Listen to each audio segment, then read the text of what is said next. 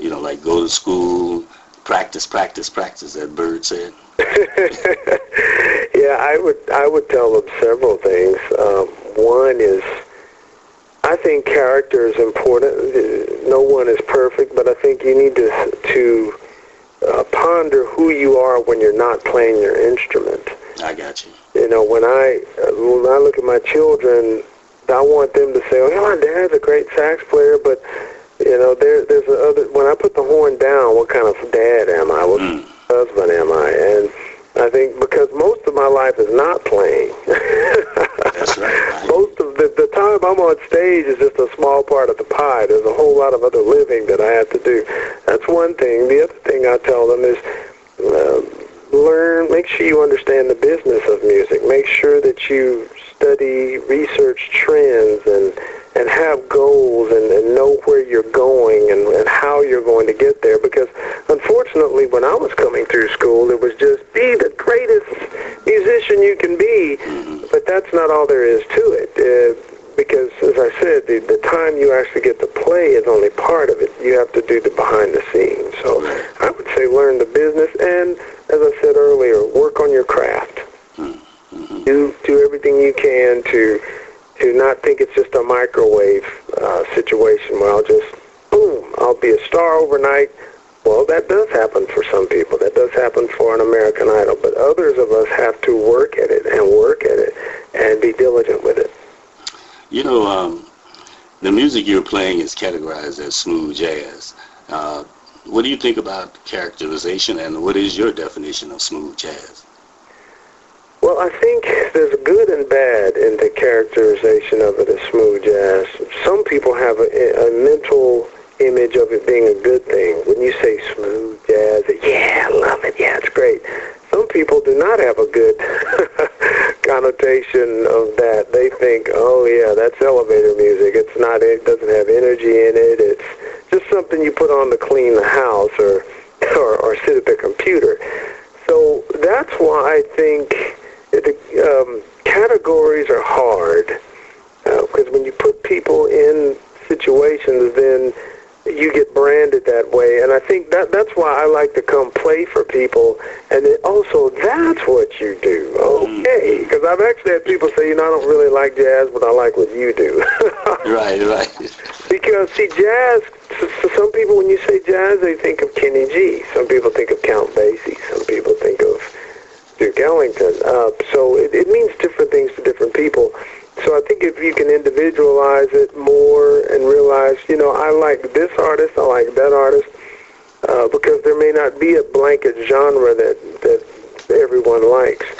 So to answer your question, I think it's done a lot of good as far as exposing a lot of people to the music, but I think some people don't have a good idea of what smooth jazz is. They think it's something that's kind of controlled and very laid back. Because that's funny, in Europe when we went over there and they said smooth jazz, and then we started playing and there was a lot of energy in the music and it was fun and it was interactive, they were surprised, like, wow, we didn't know what to expect. And young people don't know what to expect. I had a lady tell me on the cruise, she brought her daughter who was 22, 23. Her daughter sat on the front row and expected it to be a snooze, like, okay, this is going to be boring. And it was like a rock concert to her. She had a great time. That's good. That's great. Hey, I want to thank you so much for your interview, and you're well versed in what you do. I can see that, and you enjoy what you do. And I enjoy your music. I'll be straight up about it. I enjoyed your music. I see what your story is when I listen to your album. That's the only one I have. As a matter of fact, I'm going to have to talk to Joy about some more. Which one do you have? Endless Highway? Right, Endless Highway, yeah. Oh, yeah. Well, I will send you I'll send you Imagine This, which was the recording right before this one. I think you would enjoy it as well. It's the one that has Kaanapali Beach on it, as a matter. Oh, okay. So you have she sent us both an email. Right. So my email is on there. So why don't you send me your address, and I will send you another disc so you can have some more music. Oh, I appreciate that. Yeah, please do that, James. then you have a great first name. That's my dad's name and my son's middle name. So I can remember. James T.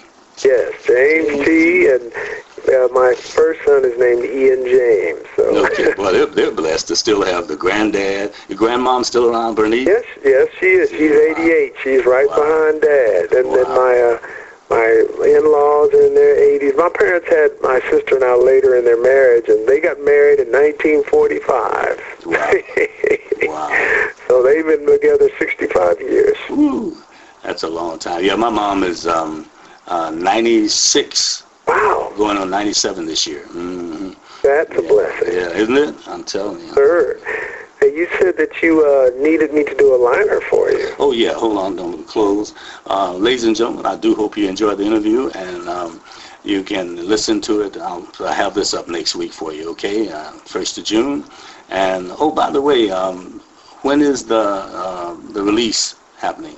Yes, May 31st is when Open Road will be hitting the airways, and we want the wonderful people there to enjoy the music. Tell your neighbors, friends, co-workers, everybody about Tom Braxton. We have to get out there and play for you. There you go. There you go.